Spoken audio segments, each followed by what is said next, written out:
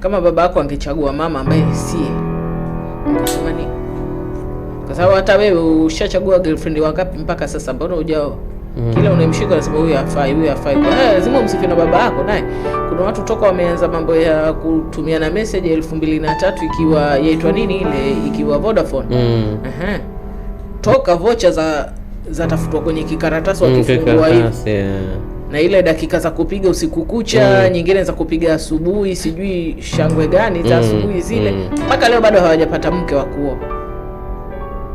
Na kuna watu wengine wakaa kwenye mahusiano na mtu mpaka miaka 10 haoni kwamba huyu mtu afaa kuoa.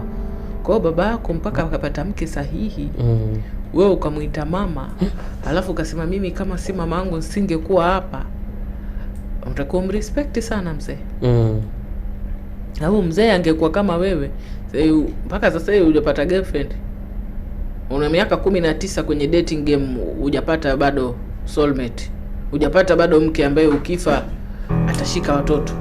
Sasa ndio hivyo pia. Hata ukitaka kumshukuru mama nakushukuru sana, lakini zaidi namshukuru mzee kwa kuona wewe unafaa kuwa mamangu. Kama ingekuwa rahisi kupata mke, wewe mwenyewe ungekuta sasa ushapata wawili wanaokufaa.